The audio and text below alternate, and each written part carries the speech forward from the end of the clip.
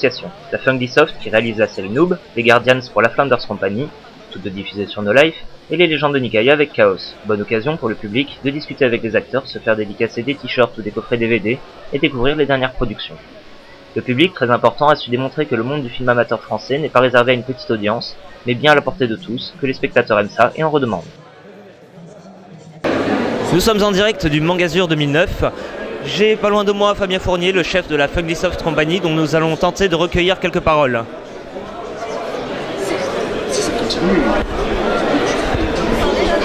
Fabien Fournier, bonjour.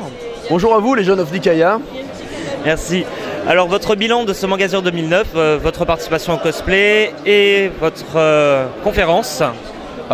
Excellent bilan pour l'instant, puisque le public est vraiment au rendez-vous. Au début on était un peu inquiet parce qu'on se disait bon, on a fini la saison 1, ça va bientôt faire un mois qu'on n'est plus diffusé, peut-être que les gens vont nous avoir oubliés, enfin on était un petit peu anxieux par rapport à ça, et en fait pas du tout, les gens affluent de toutes parts, les t-shirts, tout le monde a des t-shirts Noob, c'est vraiment génial, et donc le cosplay, on a participé avec nos copains les Predators qu'on a vu dans le final de la saison 1 de Noob, qui vont venir cet après-midi d'ailleurs sur le stand. Et c'est vrai que c'était sympa de tourner, de défiler un peu avec eux. J'ai pu filmer un petit peu, vous aussi d'ailleurs, d'après ce que j'ai vu.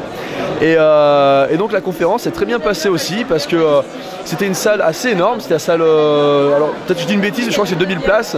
Et la salle était à moitié pleine, donc c'était assez hallucinant. Et ce qui était marrant, c'est que de là où on était, on voyait plein de gens avec des t-shirts Noob. Et ça fait vachement plaisir ça.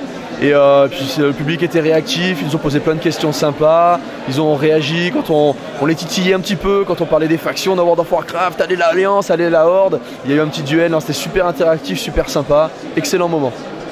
Un succès sans cesse croissant, on vous retrouve au Japan Expo Paris. Oui, on sera au Japan Expo Paris. Alors le succès croissant, j'espère qu'il va durer, puisque c'est l'idée, parce que on a une saison 2 en préparation. J'espère que d'ici là, on aura une annonce pour un DVD, peut-être pas au Japan Expo Paris, où effectivement nous serons présents les 3 jours. C'est 3 jours, c'est ça? C'est 3 jours, voilà, je ne dis pas de bêtises. On sera là, j'espère qu'on aura une news comme quoi le DVD sortira. Sinon, bon, on le fera nous-mêmes. Et donc, je vais dire, succès croissant, oui voilà. Et donc je tenais à remercier le public parce que vraiment on est ultra motivé là après ce qu'on a vécu ce week-end. On est super motivé pour la saison 2 et pour les petits épisodes hors saison qui vont être tournés dans la semaine qui arrive et qui vont être diffusés pour les 2 ans de No Life, mi-mai à peu près. Je suis avec Rudy Pomared, réalisateur et producteur de la Flanders Company et de Damned, une des références du film amateur en France. Ah bah oui quand même. Rudy, bonjour. Quel a été le retour du public sur votre stand et sur vos films cette année? Alors c'est un peu particulier parce qu'on est venu en fait invité par le festival et par une boutique qui s'appelle Discount Manga qui elle avait les coffrets de Flanders à la vente. Donc on a beaucoup bougé, on reste à peu près 1 heure sur le stand qui nous a été imparti. Donc on voit les gens surtout sur les dédicaces et sur les conférences qu'on organise ailleurs que sur notre stand. Donc c'est un petit peu particulier, c'est la première fois qu'on fait ça, on a été en mouvement tout le temps, on est un peu déboussolé je dois avouer. La signature a d'ailleurs été un grand succès, on a pu le voir ça hier. Vous avez de plus en plus de fans, on vous a vu en tournée un peu dans toute la France. On est sorti rarement de Paris, on a fait une séance de dédicace à Lille, on en a fait une maintenant à Toulon. Mais c'est vrai qu'avec un projet qui a été édité par un professionnel, la donne elle change un peu quoi. C'est vrai qu'on a un retour beaucoup plus important il me semble que ce qu'on avait pu avoir pour Damned, et ce grâce à la diffusion sur No Life qui a permis de toucher pas mal de gens en plus. C'est un peu déroutant, il faut l'avouer, on s'attendait pas du tout à ça. Nous quand on fait les projets on les fait avant tout pour nous-mêmes parce que ça nous amuse de perdre du temps à tourner tout ça, à réaliser des choses, à se retrouver entre potes, à faire des conneries.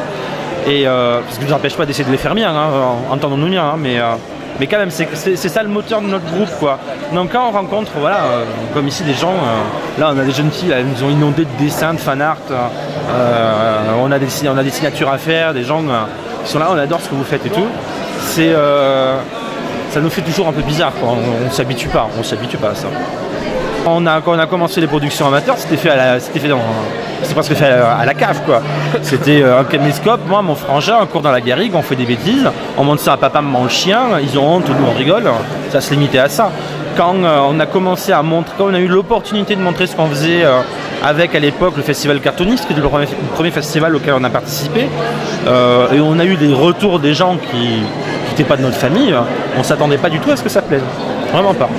Donc du coup, mais c'est d'autant plus plaisant, c'est d'autant plus motivant après pour enchaîner le reste, et cette espèce de naïveté peut-être on l'a encore aujourd'hui.